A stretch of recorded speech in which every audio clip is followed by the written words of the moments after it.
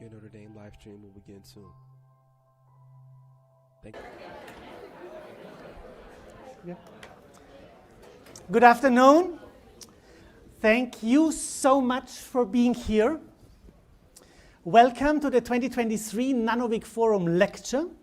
My name is Clemens Sedmak, and I serve as director of the Nanovic Institute for European Studies. Welcome all. Welcome colleagues, students, graduates-to-be, friends, guests, friends-to-be. A special word of welcome to our guest of honor, Mr. President, Dr. Giorgi Margvelashvili. I practiced that.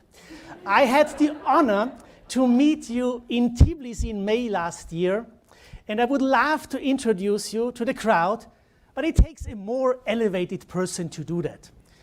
Mr. President Giorgi Margvelashvili will be introduced by Father Bob Dowd, CSC, whose email signature says, Vice President and Associate Provost for Interdisciplinary Initiatives, Associate Professor of Political Science, Religious Superior of the Holy Cross Community at Notre Dame, and Father John Cheng is his boss. In other words, Father Bob oversees interdisciplinarity on campus, his own discipline of political science, and the discipline of his confreres. Thank you, Father Bob, for introducing our guest of honor, and welcome. Before I give the word to Father Bob, please allow me to say just a few more words. Please allow me to point to two practicalities. Please do not forget to switch your electronic devices back on after this event. We do not want you to miss an important call. If your phone goes off during the session, please do not pretend that it is somebody else's and let it ring. We will all graciously pretend that it never happened. What happens in this room stays in this room. Well, not quite. My second point, we are video recording the lecture today. Dr. Margvelashvili will be taking questions at the end. To ensure that your questions can be heard in the recording, we will ask you to please use the microphones. This is our Nanovic Forum Lecture 2023. The Nanovic Forum is the annual signature event of the Nanovic Institute for European Studies. It deepens Notre Dame's connections to Europe by bringing distinguished guests to campus to explore, discuss, and debate the most pressing questions about Europe today. The Nanovic Forum Lecture Series is a particular gift of Robert and Elizabeth Nanovic. Sadly, Bob and Liz cannot be with us in person tonight, but they will receive the video recording, and we are sending our grateful greetings. Bob and Liz have created our institute with an inspiring vision, have generously provided for our institute and for this lecture, and they have also supported the construction of Nanovic Hall. Thank you, Bob and Liz. The Nanovic Institute's mission is to bring Notre Dame to Europe and Europe to Notre Dame.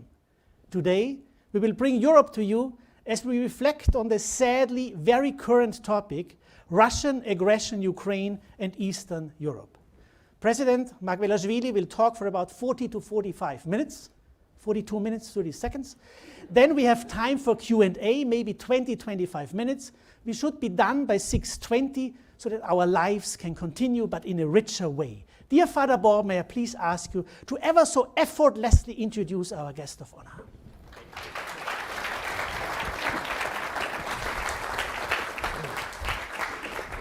Thank you. Thank you, Clemens, and thanks for reminding me that I need to simplify the signature on my email. I've got to work on that. But it's great to be together. Good afternoon, everybody. It's great to be here today. I hope you only had friendly encounters with the new robots on our campus. But it's great to be here, and it's a real honor and a pleasure for me to introduce our guest speaker, Giorgi Margvelashvili. I had the opportunity to meet Mr. Margvelashvili in Tbilisi last year when I attended a meeting of the Catholic University Partnership at the Sulkhan-Saba Orbeliani University.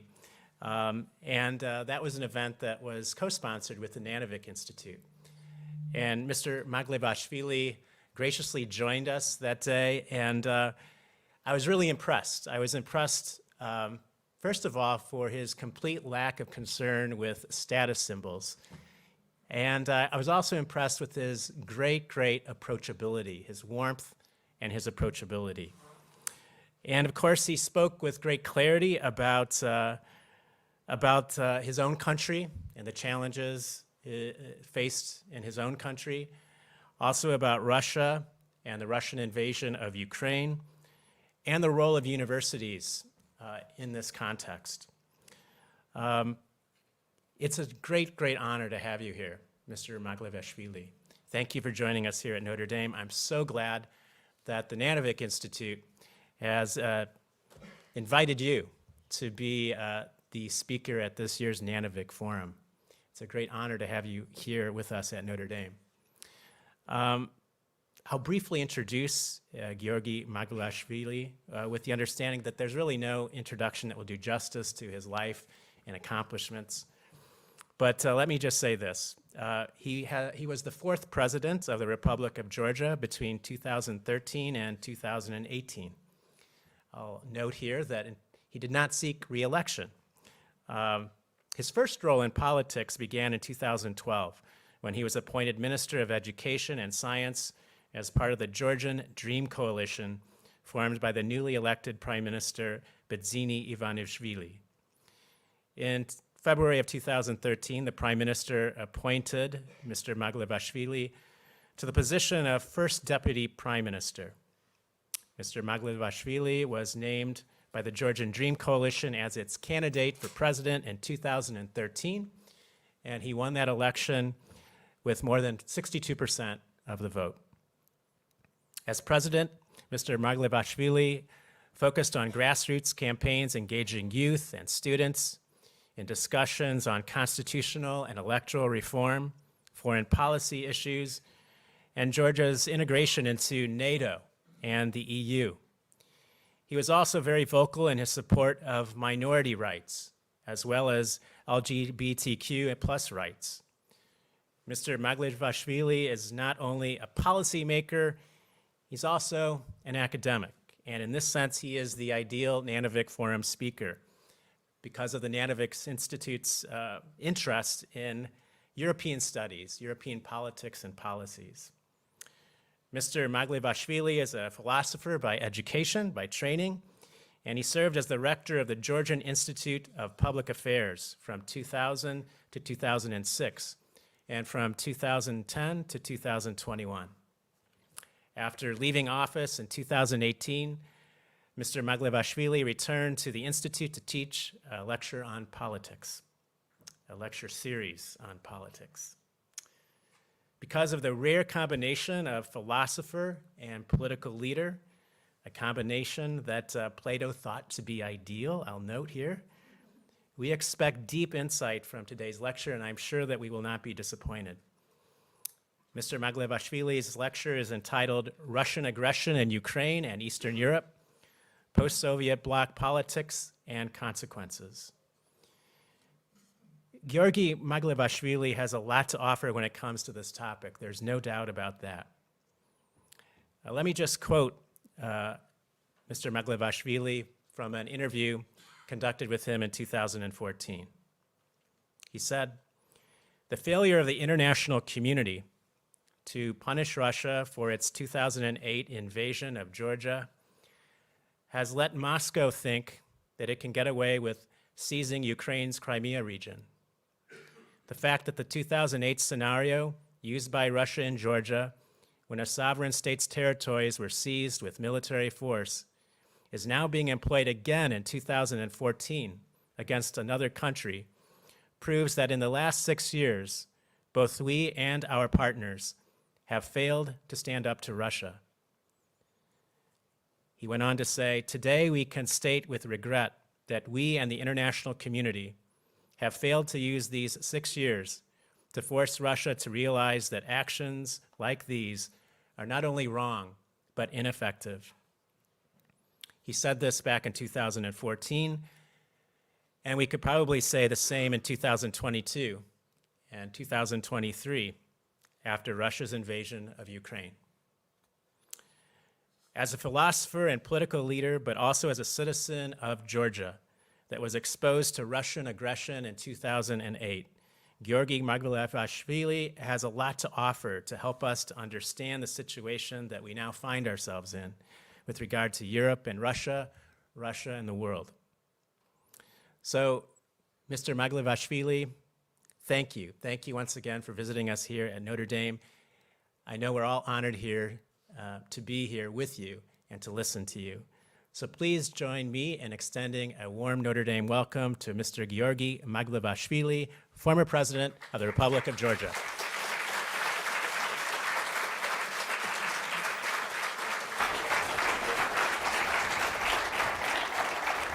Thank you. Thank you, Father Paul, and thank you for such a nice greeting, and I'm very excited to be here. Let me first of all thank the organizers of this trip, the Nanovic Forum, and the people with whom I worked for coming here.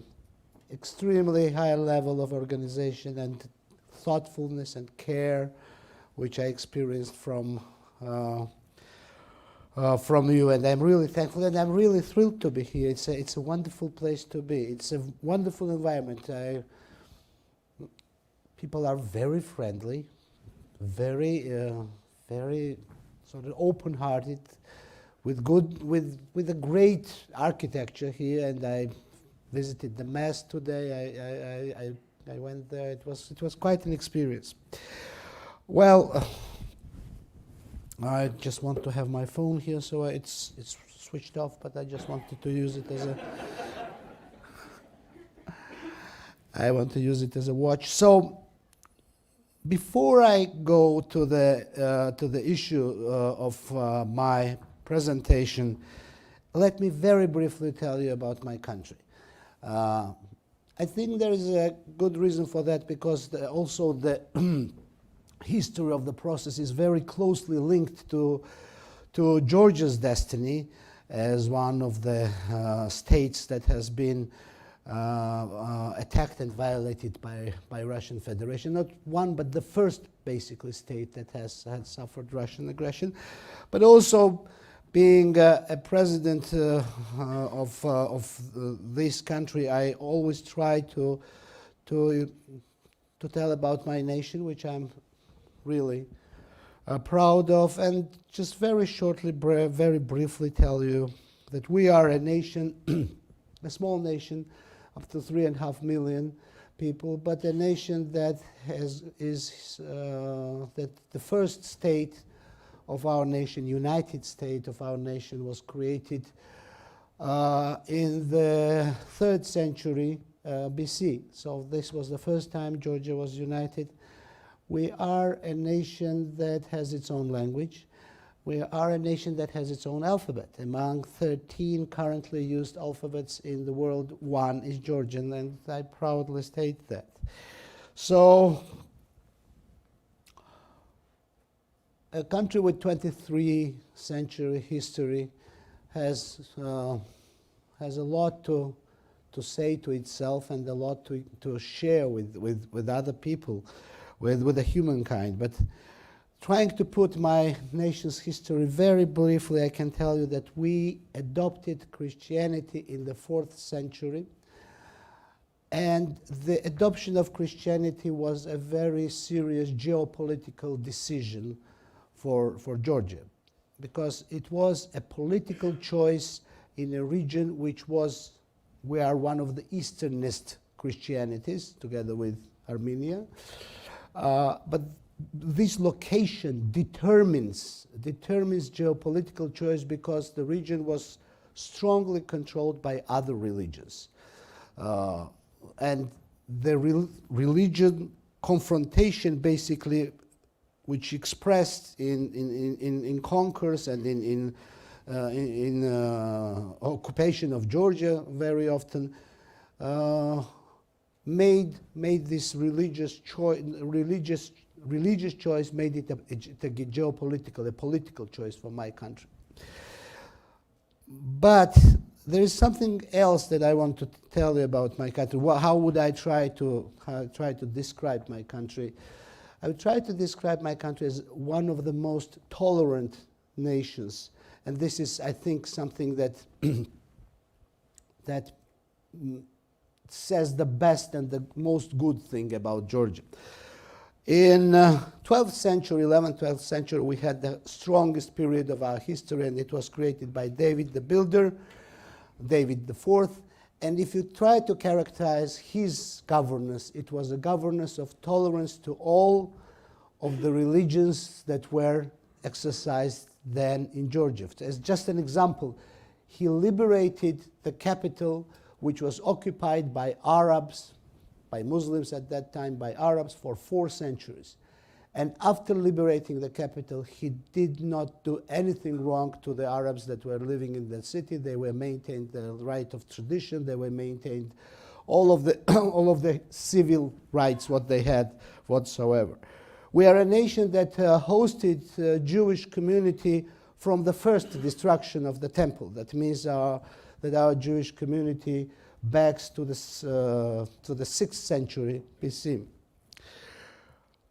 The founder of the contemporary Georgia, the ideological founder of contemporary Georgia, describes my nation, Ilya Chavchavadze, in the 19th century, describes my nation, an ideal of Georgia, of what it has to be, an adab of peace and the place of freedom of consciousness for all, regardless religious, ideological, or other differences.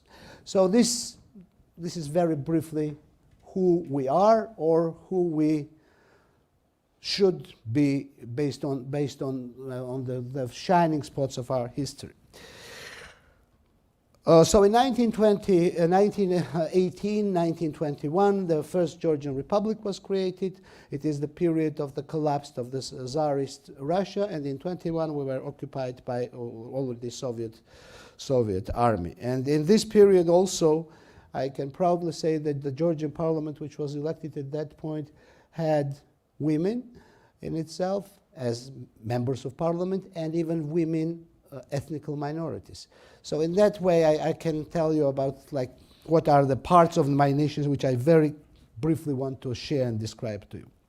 Anyway, now I want to go back to the main issue of the political process now in Eastern Europe. Georgia is part of it, and start with a question. The question to which I would tell you I don't have a clear answer. I have some guesses, and I could engage you as an intellectual community in thinking about this. But my question is following. We had a terrible history of the 20th century with 2 devastating world wars. But when we look at 1945, when the Second World War ended, we have a case that what has happened since 1945.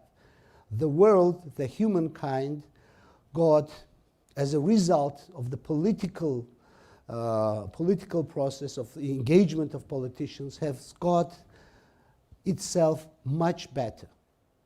Out of 2 very dangerous countries for the humankind, countries that have unfortunately committed genocides and war crimes, Japan and Nazi Germany, in a couple of decades, humankind gets one of the 2 most brilliant nations, with security, with economics, with democracy, with human rights. And this is the result of a care that was taken after the end of the Second World War. And I would call it is the careful actions of the winner side, of the winner coalition. They took care that out of 2 disasters, we got 2 brilliant countries. And then there is another milestone. It is 1991, when we have the end of another world war, which was called the Cold War. And of course, Cold War was not the traditional kind of a war, but it was a war that took also lives of millions, with some different estimates from 10 till 15 million people died during the Cold War. And then we have another milestone. We have 30 years after the Cold War, and we question ourselves. What was done? Did we get a better humankind after the end of the Cold War? And now when we are assessing the situation, we can say following. After the Cold War, we've got a country in Europe which has vast nuclear arsenal, is totalitarian and aggressive, and has completely collapsed the European security, stability and security, and is launching a war in Eastern Europe that could become a nuclear war. So to put this case together, or the question mark together, I'm saying there is something different after the Second World War when we get two brilliant countries out of two disasters. And there is something different after the Cold War when in 30 years we are facing an issue for the entire humankind, because a nuclear war is an issue for entire humankind. So with having this question, I will try to briefly and shortly go through these 30 years. I cannot sum it up what were the mistakes. I can summarize that there is something going wrong because the world should become much better.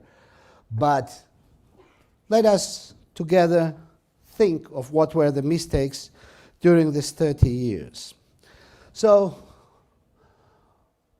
when Soviet Union was collapsing, we had a very interesting case of a great partnership between United States leader, Father Bush, and Mikhail Gorbachev. It was an extremely interesting period.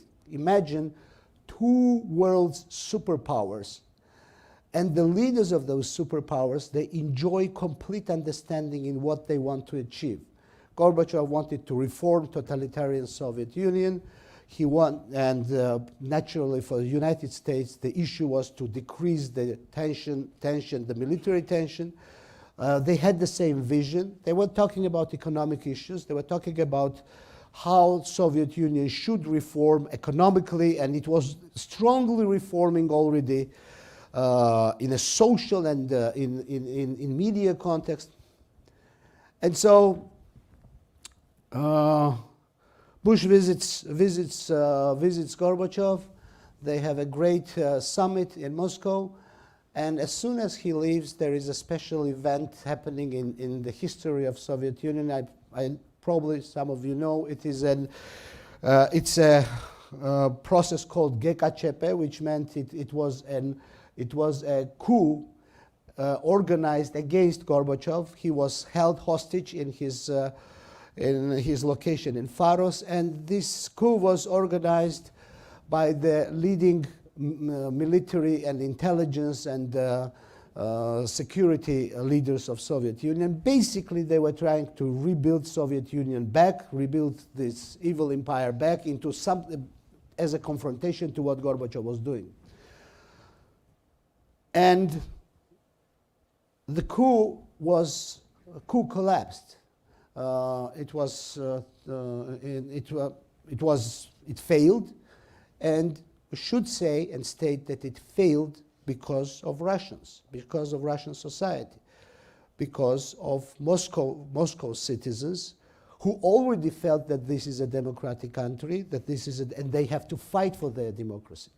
So these people went out to the streets and they confronted the military, and the military did not shoot them but took their side, and so that's how the coup collapsed. And we as ex-citizens of Soviet Union should be thankful to those people in the streets of Moscow that felt that this is a democracy and they have to fight for the democracy.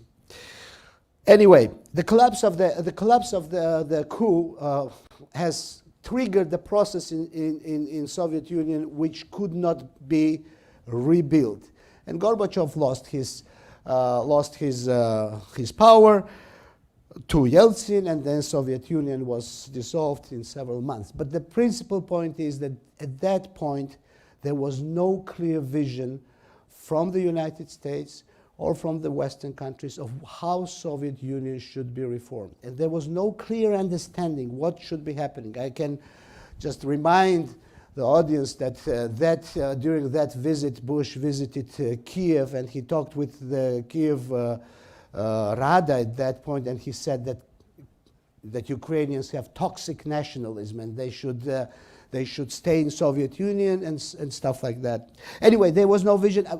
I want this historic example to show you that by not having a clear vision what would happen, there was a process that started developing unpredictably. But soon after this, and Russia is still much more democratic in this process. It's a Russian Federation, it's Boris Yeltsin. He's a populist politician, but he's a Democrat. There is a new concept trying to be developed as a substitute to Soviet Union, which was called the Commonwealth of Independent States. This was an attempt to make a sort of a more economics-based, more sort of old partnership-based union of independent states. And Gorbachev and Yeltsin was trying to work with this, but it didn't work. It didn't, and it was supported by the Western countries, but it didn't work. It didn't work just because it did not answer anyone's demands. It didn't answer the needs of the people and the nations that were in there. Let me just give you one example. In 1993, when there was a war in Georgia, internal war, but the war that was very actively with Russian Federation secret services and military participation, not direct military participation, but a proxy participation, my predecessor, President Shevardnadze, he was in the city of Sukhumi, the capital city of this occupied region. And let me tell you who Shevardnadze is at that moment. Shevardnadze is basically, those are two faces of perestroika, of reform of Soviet Union and of taking the militaries out of Germany, Soviet militaries out of Germany, and a great partner with United States just 2 years ago when he was doing this. So this is a leader that is known to all the leadership of Western countries and their partner. So when the shells were firing in 1993 in Sukhumi, Shevardnadze appealed to the international community, to his colleagues basically. These were not people, were all people together with whom he was constructing the occupation of Eastern Europe. He said, "Save my people. Humanity cannot be happy, cannot enjoy the goodness of peace until threat of death awaits even one, the smallest nation." There was no reaction. There was no reaction to it. There was this feeling that this is not anyone's business. Anyway, the Commonwealth of Independent States did not work as a union where nations like Georgians, like Armenians, like Azeris, or Moldovians would find their area of security. Neither of the problems were decided with this model, and this model basically didn't bring any solution to the nations in this new format of existence. But still, this was a period of Yeltsin, and during the period of Yeltsin, there was much more communication between Tbilisi and Moscow or other capitals. But then things change. Then things really start to change when Yeltsin goes out of power and a new leader emerges in Russia. A new leader who was basically very positively critiqued. President George Bush said that he looked into Putin's eyes, that he saw that they could cooperate and work, and he saw that this is a person with whom we can cooperate. President Obama started a reset with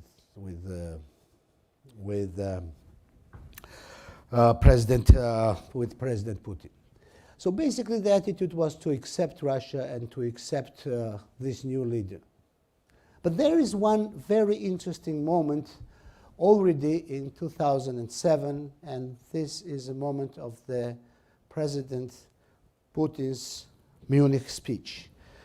At the Munich speech, at the Munich Security Conference, President Putin developed his new understanding of the world order and that Russia will fight for its national interests. And the national interests of Russia were defined as confronting Western influence. And very often today, they say that what is the problem with Russia? Why did Russia make this move? And how could this be explained? And one of the explanations is that Russia's national interests were threatened, without indicating any case where this was done. And while also describing this argument, it's not indicated what was happening with the neighboring countries of Russia. With about 100 million people who lived under the fear that Russian national interests would suddenly be exercised on their territory with the hard power of Kalashnikov. So anyway, after the speech, there was the NATO conference, and on NATO conference, our allies basically said, not farewell, but basically gave a very vague perspective for countries like Georgia and Ukraine. They just said that we would have perspective of security, but not now. And in a couple of months, there was a response from Russian Federation to this weakness of our partners. They occupied 20% of my country's territory. With the military force, they came in, they made ethnic cleansing, they kicked Georgian population out of the small pockets where they were living, and declared 2 new nations on the Georgian territory. And thank you for quoting me in 2014. Usually I get nervous when I get quoted. But this was not the case. So in 2014, there was another move from Russian Federation into Ukraine. And the regions of Crimea and the regions of eastern Ukraine were occupied again. And again, there were some sanctions, but there was no clear message that this is unacceptable. And then there were these years of war on that territories. It was not a very hard war, a very active war, but this was constant shelling. And in year 2022, we see another advance into Ukraine. And we don't see a response. In the first days, we saw no real response to this aggressiveness. President Biden says that minor incursion would not trigger a serious response. So acceptance that Russia could have a minor incursion, whatever that means, which is not clear to me, that would be sort of more or less acceptable. That would not trigger response. That did not trigger even economic sanctions right away when this happened. But, and the policy of United States in this case is that there's the research institutions, the think tanks predict that in 2 weeks Ukraine will fall down, and the solution is to tell the elected president of an independent nation to flee from his capital. And there is a suggestion that Zelensky should run away run away and leave the nation to this war. So the pattern is the same. Pattern in 2008 in Georgia, pattern in 2014 in Ukraine, pattern in 2022. Let Russians do this. It is their sphere of influence. We don't accept this, but let them do it. And suddenly everything changes.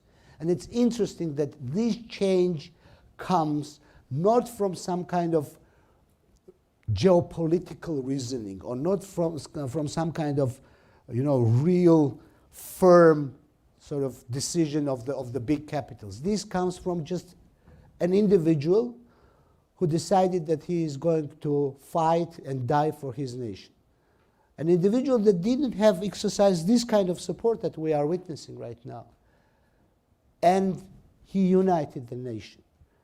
And in the beginning of this fight, there was no I remember the first responses were like, okay, Germany will send the helmets, someone will send the jackets, some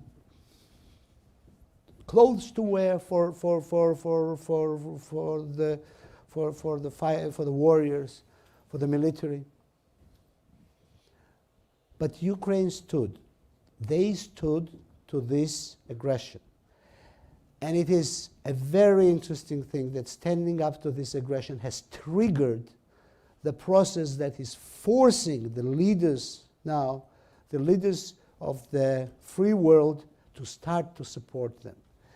And and there were several very smart things done by Zelensky. He didn't go to tete-a-tete meetings like when presidents or prime ministers talk to each other, because apparently we all know what we hear at these tete-a-tete meetings, what I was hearing at the tete-a-tete meetings, which was principally different from what we were saying on the press conferences. On the press conferences, we were bold and we were saying that we are not afraid of Russia. It's the decision of Georgia and no one can interfere. But tete-a-tete meetings were always different, accepting the reality that, listen, we have to wait and stuff like that. So he didn't go to tete-a-tete meetings. He went and he addressed the parliaments. He went and he spoke openly. He made his case openly because he is on the side of the truth, and he doesn't have to hide anything. And this, addressing the parliaments, has really created the dynamics within the societies and within the free societies of Western countries, which has reflected on the politicians and has made them act much more bolder. I think that a great example of this, politician that I'm not the most sort of applauding in other cases, but a politician like Boris Johnson, who really made the difference, Andrzej Duda, who really made the difference, and have created the dynamics that rallying for Ukraine is a proper thing to do. Now, there is also one more detail to go into this emotional and sort of content dynamics of these 30 years. I was discussing this today in the class before. This is a very important detail of the Cold War, of the end of the Cold War, and this is the Bucharest Agreement of 1994, when. And I'm saying this not because it has an influence on the violation of what Russia did, but so let me tell you, the agreement is basically about disarming Ukraine's nuclear capacity and passing it to Russia, so that we had less nuclear countries. That was one of the main concerns for U.S. So I was describing the world in 1994, where this was a very normal thing to do for Ukraine, because it was like we were living in a new universe. You know, the empire of evil has collapsed. Basically, at that point, we were even talking about how reasonable it is to keep NATO. And in this discussion, it was clear, it was normal that Ukraine was sort of disarming. This is the first time in human history when there is a real nuclear disarmament. So the emotions in 1994 are, we are going to live it's the end of history, we are going to live a prosperous world. Russia, US, UK, Canada, I think, also signed this agreement, and that the Russian Federation took the responsibility that they will respect the territorial integrity and sovereignty of Ukraine. But the emotions are like that. We expect that the paradise has come. We expect that we are not enemies anymore. I'm saying this once again in this context to try to recreate what went wrong, why the world is not a better place after the evil empire of Soviet Union and the Warsaw Pact has collapsed. Why are we in a worse shape? Why we have an unpredictable nuclear tyrant in Europe? So this agreement has laid the ground. Once more for territorial integrity and sovereignty of Ukraine, but of course it was not exercised, and it was not tolerated.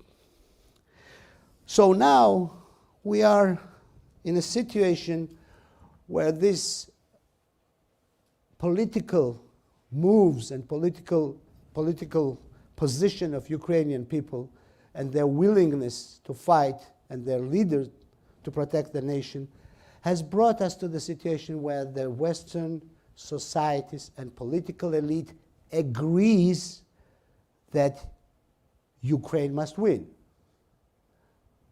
But once again, back to 1991, where Bush and Gorbachev had pretty good partnership, but they didn't know how the Soviet Union should collapse. And this is the same situation today. Everyone agrees that Ukraine has to win, but no one knows how Russia should lose, how Russia can lose, because the same questions about the process are there. What will happen with all these nuclear resources as soon as Ukraine wins? Of course, winning of Ukraine is clearly defined by reclaiming its territorial integrity. So of course, it's not marching into Moscow. But that winning of Ukraine, how will that reflect on Russia? A country that does not have a model of succession of power. Not even good, not even bad, just no model, basically, no model. I mean, in Soviet Union, though it was a totalitarian country, there was a clear model because there was an hierarchy of the Communist Party, and the things would be decided non-democratically, but it would be decided there.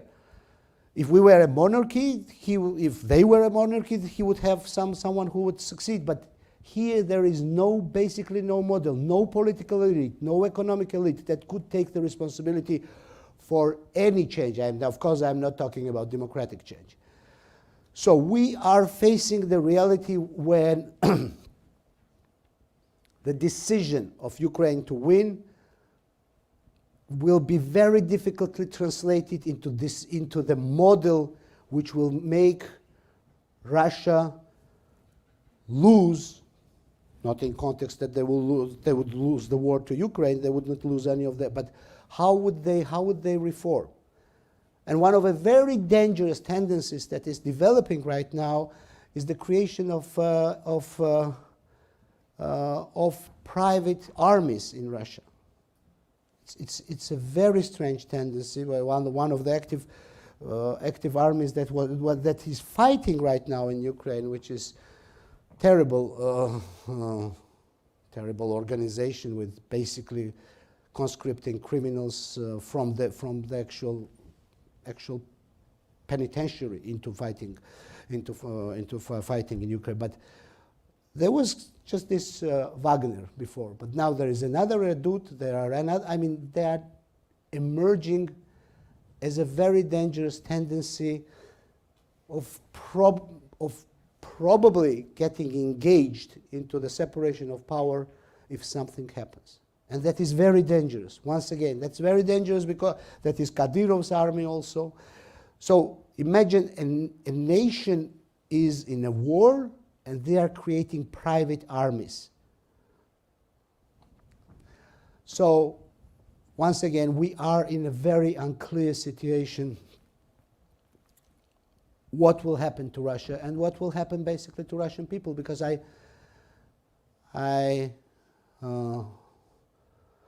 have compassion for them. I think that they are hostages in their own country. Lots of them run to Georgia because they don't want to be conscripted and to become killers or to be killed themselves. Anyway, this is the current situation with no plan from our allies and friends and no clear vision of how it has to continue. And finally, to this question of which I wanted to share with you. What went wrong?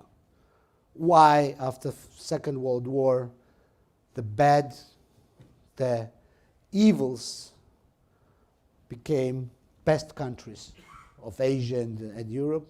And why, after the collapse of the Soviet Union, after the end of the Cold War,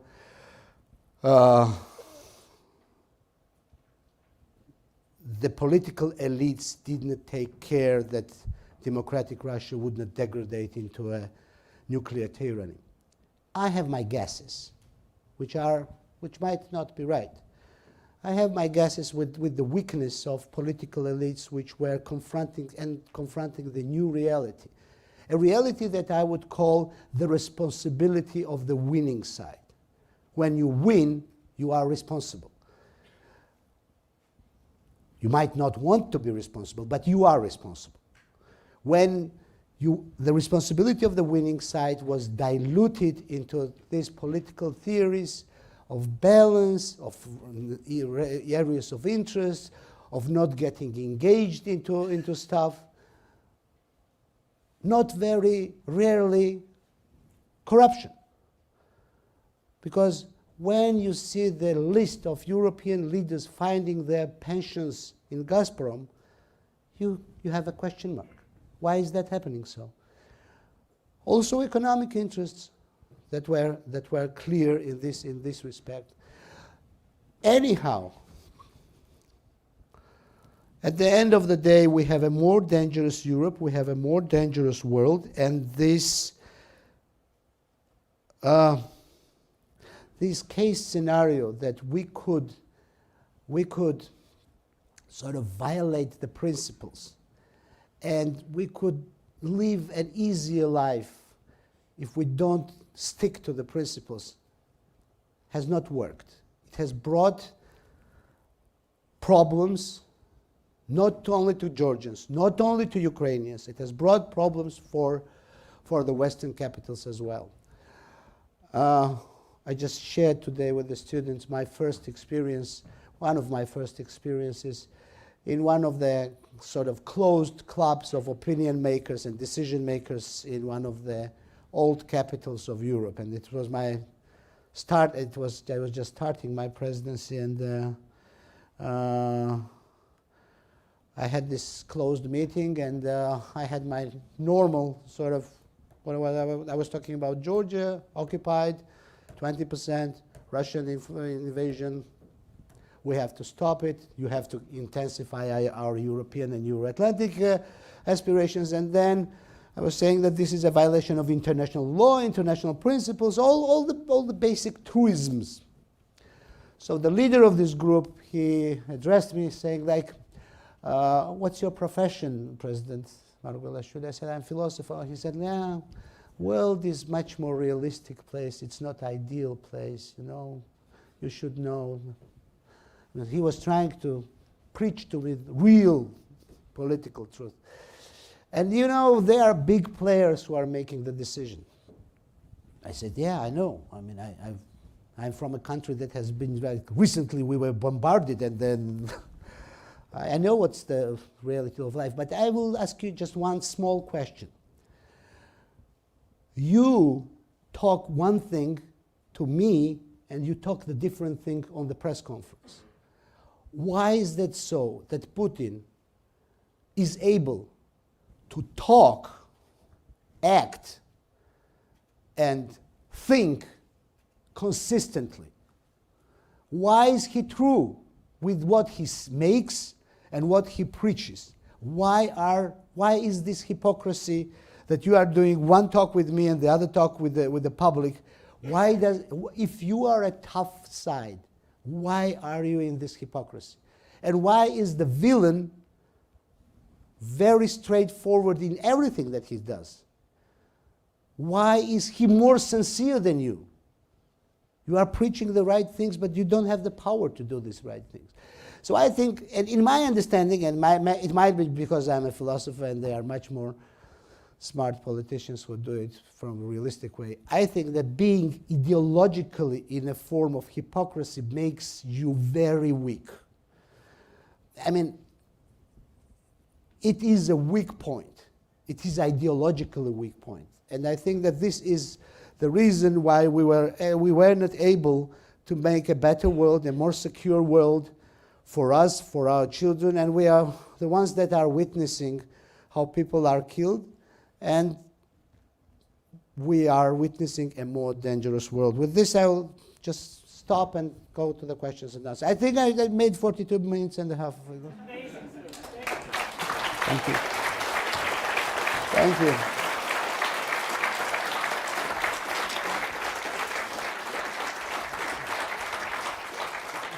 So how do we do questions? You know, I have no idea how this will work out. But you are safe. You're safe. It's a safe space. So we have about 20 minutes for Q&A. There is a microphone. Abby has a microphone. And Anna has a microphone. So who would like to ask the first question or make the first respectful comment? And in both cases, please be brief. Here's the first question. Gentleman in blue. Maybe you throw the microphone and he goes touchdown. Okay. Yes. Thank you again. Thank you so much for the talk. I just wanted to make a quick question with regards to possible solutions to the problem that we're looking at. I mean, the first thing that comes to my mind is the U.S. Marshall Plan after post-war Europe, after World War II. That's how a lot of people were able to get back up on their feet, most importantly, Germany. So in order to get to that situation, do you think it would have to take, would we have to be a lot more aggressive in order to get to that stage where we would introduce a Marshall Plan? Or what are your thoughts on that? Yeah, no, aggressiveness is not a solution in this case, especially aggressiveness when we are talking about the nuclear power. The whole concept of the nuclear stability and war was based on the principle that nuclear war is an absurd because it does not leave the winning side. So aggressiveness to nuclear power is not a solution, really threatening their national interest. So we are talking about something that has to be rethought after Ukraine's victory. Marshall Plan for Ukraine, for sure, absolutely. But we have no clear scenario what will happen in Russia. What is the solution for Russia? And because, I mean, in Russia you have opposition leadership. Navalny is sitting, is tortured in the prison. Kara-Murza is in the prison. Russian emigration was million after September. So, and most of the Russian intellectuals are not intellectuals, but political thinkers are outside of Russia. So I cannot give you a clear understanding what could happen in Russia or how could Russia reform, because you need these people back for them to develop a new vision of Russia. Thank you. Marco? Doctor, thank you very much for the lecture. You talk about the way that the West has been unable to uphold transatlantic security in the post-Cold War era. What role do you think that the West has played in amplifying Putin's lies quite often? So, for example, that NATO promised that it wouldn't expand after 1991, that Georgia forced Russia to invade it in 2008, that Russia wasn't actually invading in 2014. What role have these Western media outlets, and especially far-right figures, played in helping Putin? You know, yeah, I mean, I've heard all of this stuff, and it is embarrassing, intellectually embarrassing for people who repeat those things. First of all, let's question why did Georgia, why did Ukraine, why did Moldova no, lately, but why did we want to join NATO? As I'm telling you, 94 is not that emotional point. It's a disarmament point. No one thinks about NATO. But because Russian policy in the region is just basically attacking your neighbors, you are starting to look for the security umbrella. This is one thing. Another thing is that repeating this history of Putin's emotions about the collapse of Soviet Union and making a psychological explanation of wars is the worst thing that could be done for the public opinion. I mean, basically, I've heard this from many politicians who were from Western politicians who were telling me, you know, George, it is so emotional for him that Soviet Union has collapsed. I'm like, who cares? And this is, I mean, okay, I don't get into emotions with other people, but when this is the consequence, and this is told to me, to a president of a country that has been hit by the war, that has ethnic cleansing of his militaries on my soil. And I should understand how his emotions about some collapse of something that was the most evil, in my understanding, as evil as the Nazis' Germany, because what was done in Soviet Union with the gulags, with actually what they did to Ukrainians, with the Galadomor, when people were like, millions were starving.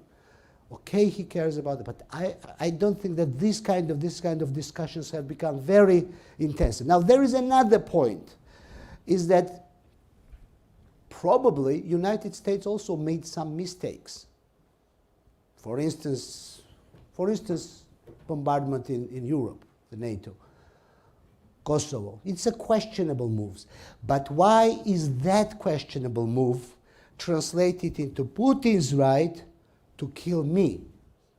That does not fit into logic.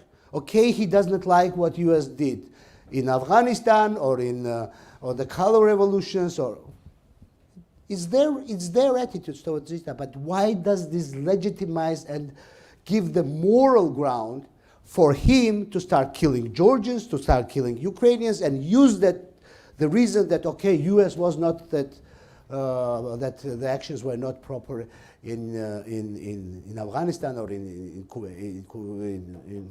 Iraq.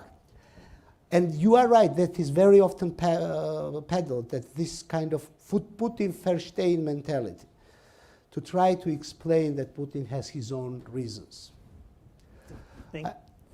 I'll try to be shorter. I appreciate it. Thank you. You should tell me. I mean, yeah, okay. No, I will not give you limits. 3 minutes, 20 seconds for the next debate. No, I will not do that. Professor Alex, please. Yes, please. Well, yeah, thank you very much for this really interesting talk. A question that I had that occurred to me as I was listening to you is you're making the comparison between post-Soviet Russia and post-World War II Germany and Japan, and the policy of the Western allies in the one case and in the other case. And so I'm wondering, do you have a sense, is there something that the West could have done differently after 1991 that would have changed the internal development of Russia? So I don't mean now, who gets admitted, like whether Georgia gets admitted to NATO, or a more aggressive, a tougher policy with regard to Ukraine. But in terms of the development of this Russian revanchism, is there something that the West could have done differently that would have caused that to come out differently? Yeah, it's always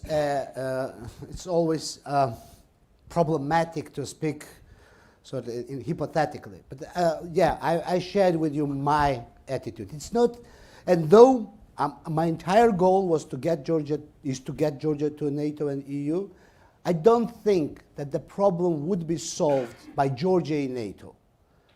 Like Baltics are in NATO. Yeah? And this is great for Baltics. It would be great for Georgia, but problem would be solved not as a Georgia in NATO, but as a Russia not being a totalitarian society.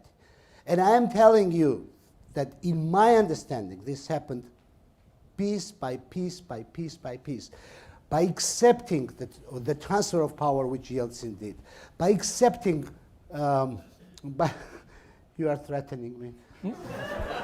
Yes, you do. You do this watch stuff, so.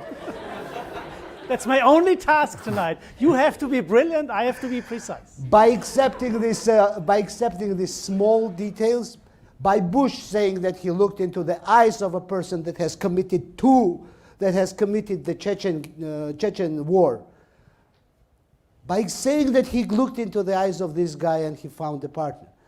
After the Georgian war, Obama starts a reset. In my understanding, these small things make this guy grow into a dictator. At least, yeah, well, that's my attempt to say what should be done differently. Thank you. Yes, please. Hello, I'm Colin Gahagan. Thank you very much for speaking with us today. I very much enjoyed your lecture. If I may, I wanted to point out an internal contradiction that I would love clarification on. You mentioned that Putin was unpredictable, but you also mentioned that Putin was straightforward and consistent. Which is it? Is he unpredictable or credible? No. What I said, I was trying to explain that his theory, what he's saying, coincides with what he's doing, differently from ex-politician which meets me and tells me that we cannot join NATO because we have to take into consideration Russia, and then we stand together at a public press conference and he or she says that no, it's no one's business about Georgia being or not being in NATO. I might say that he is unpredictable, but I don't remember the context. The other thing I remember, but the context I don't remember. In what sense I said unpredictable? I don't remember that. It was In passing. It was in passing. In passing. Oh. Yeah, in passing is not like substantial. Yaroslav, please. Thank you very much, Mr. President, for a very interesting story. I'm from Ukraine, and I lived all these stories you described. And my question is about your question that you put at the very beginning about Germany and Japan and their recovery, say, from being bad to become good countries. And your question, why it didn't happen with Soviet Union or with Russia. And I just want to recall that after World War II, there was a process on Nazism.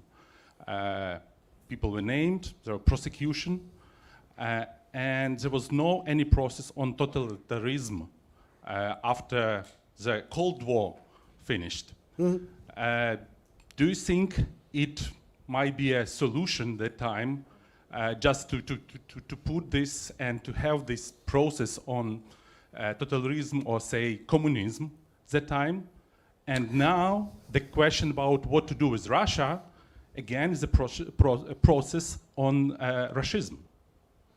Yeah, I think when the Soviet Union collapsed, we were so also excited and hopeful that that there was a new democracy. I think there's a reason in what you are saying that there should be at least a process on communism as it was on Nazism, because again, communists did kill a lot of people, But yeah, I mean, probably you could be right, and of course, I think that there would be we don't know how this will develop, but maybe there would be some kind of prosecution of this.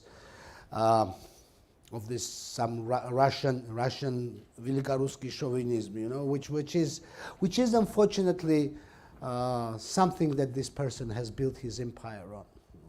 Because I was discussing today that those are all strange wars that we have in 2008, 2014, 2022. Every war has its sort of logic. These are wars, they are for resources, they are for something.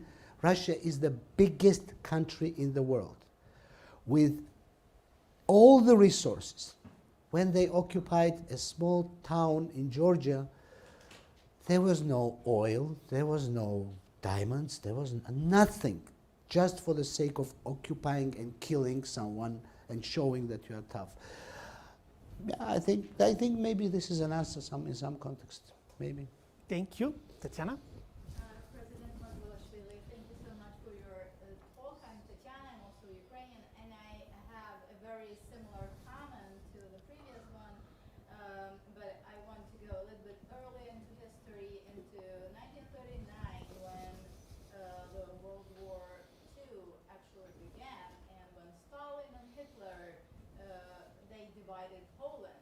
So, and it was only the reason of time that Hitler invaded Soviet Union before Stalin did it.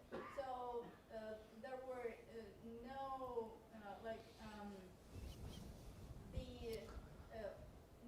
Germany and Japan revived. They have gone the transformation by the totalitarian Soviet Union and the totalitarian regime under Stalin.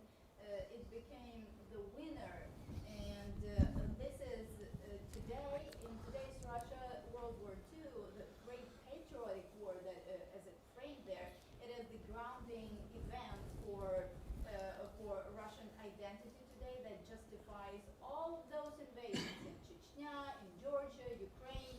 So that is the basis. We have won in 1945, and we will win today, and we are the winning nation. Another comment, I see there are some signs I have to cut short. Another brief comment on the consistency of Putin's propaganda and his speeches is that on the one hand we have Ukrainians, the brotherly nation, and Ukrainians and Russians are one people, on the other it's Nazis and Nazi collaborators. Thank you so much. Well, don't make me a Putin's advocate. It was said in a totally different context. Why I was talking about hypocrisy. One thing, it's not only in Russia. In the beginning of the Ukrainian war, I think I was listening to Chancellor, and the position was following.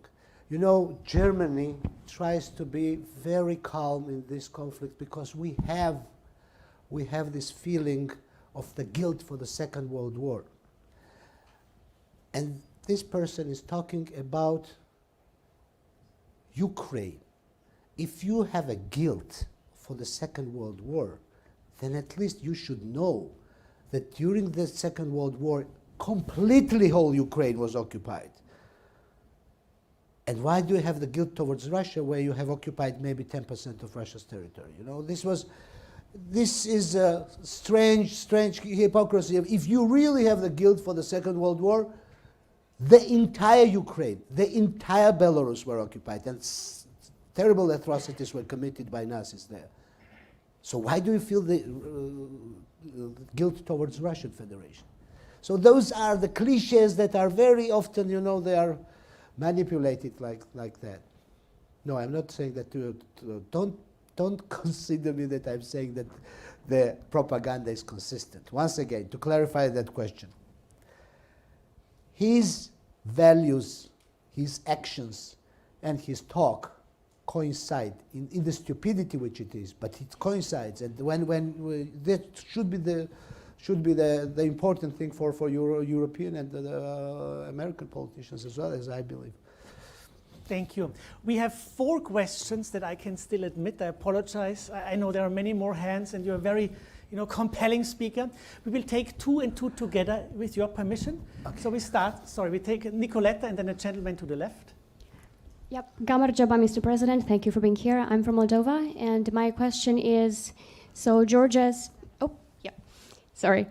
Georgia's current president has openly denounced the war, while your government has not. How would you explain? While who has not? Your government, the prime minister, has not denounced the invasion. How would you explain that reasoning, as well as the current treatment of former President Saakashvili? Thank you. Well, I don't want to be advocate of, to answer for the current government, especially I've been in opposition with them for all my presidency, basically, as soon as we split. But yeah, I think the Georgian government has a very weak position, extremely weak position. We should be championing this process. We are the first victims of Russian aggression. We were the victims of Russian aggression in 92, 93, occupied since that time in 2008. And of course, there's a very weak position, and I don't like Georgian government's position at all. Now, concerning the third president, I'm very concerned with his health and what is going to happen to him. And not because, I mean, everyone who knows Georgian politics knows that I have been his political opponent from the first day of his presidency. He has been my political opponent from the first day of my presidency. Let me finish this issue. This is important for me. Just one. Basically, his condition is terrible. It's the doctors tell us that he might be dying if he stays in prison. I try to rally the society in Georgia as well as the international community to support him, to take him out of the prison. And my ex-colleagues, presidents of many countries, about 20 presidents and prime ministers have signed the petition for this person to be released. Because first of all, you cannot torture a person, even if he violates all the rules. You cannot, torture is not the right thing. That's his first thing. And the second thing, we have, unfortunately, we Georgians have very bad record on the presidency. Our first president was basically killed after the coup d'etat, which was very heavily involving Russian secret services. Our second president, Shevardnadze, was twice assassinated, and the terrorist who assassinated him is still living in Moscow. And the third president, who Putin openly declared as his enemy, and he said that he would have a revenge, now is dying in Georgian prison. It is a terrible record for us, and a terrible record for being president in Georgia anyway. But a fourth president is still with us. Brief question, please. Yes, thank you, Mr. President. I am Georgian as well. And kind of going off something you mentioned about the influx of Russians fleeing Russia and coming into Georgia. I mean, you and I both know that Georgia is not growing in population right now at all. And, you've mentioned how Russians have used, ethnic composition as a justification for invasion. Is it not slightly concerning that there is this massive influx of Russians? No. First of all, that I understand your argument. That was a pretext for Russia to invade with this ethnic context maybe 10 years ago, maybe 15 years ago. I mean, Russia has just easily, it's in the condition when it wants to invade you, it does not have to prove to anyone. No one talks to Russia anymore. So if they want to invade you, they don't need a pretext. They'll just invade you. This is one thing. Second thing, these people, though they might not be responsible as citizens, but they have an existential choice to become killers or be killed in Ukraine, or to flee. I think that this is normal for us just to let them flee, and this, in a way, you are taking people from the Ukrainian front. Not that, so I think that security-wise they are not dangerous. They don't come to Georgia to fight. They run from Russia, and then they are refugees in their own, from their own country. So I don't think they are security threats. Thank you. Very brief here, and then I will close it off. Please. Hello. I'm also Georgian, so Didi Madlova. I guess my question is, I obviously don't know as much about this as you do, but you posed the question of how Russia is to lose this war, not how Ukraine is to win. To me, it seems that the problem is Putin and the culture that he's created in Russia, the totalitarian, dogmatic, power-seeking. Do you think that there's a way for Russia to lose this war, in a lack for better terms, not disastrously, with Putin at the helm? No, frankly, there are a couple of scenarios. One scenario is that we have described that when Ukraine wins, there is a disintegration process, and in this private armies participate in the disintegration, and that's dangerous. Another case is sort of internal coup d'etat, from the militaries, because militaries are also now in a very bad shape because they are losing, and plus these private armies are developing. Coup d'etat could take out Putin, but that does not give you the prediction of what will be happening. So, frankly, there is no clear case scenario or another strongman coming back to Russia. A strongman which is not corrupted. And in that case, you get even worse case scenario, because it's an uncorrupted and efficient strongman would be even more dangerous for Europe and for the world. So no, I don't see a very clear picture how this could happen. Thank you. I say a last brief question. Can you give him a chance to end on a cheerful note? I can try, yeah. My question was actually very similar to hers, and I'm obviously thank you so much for being here, and I'm honored to have heard you speak.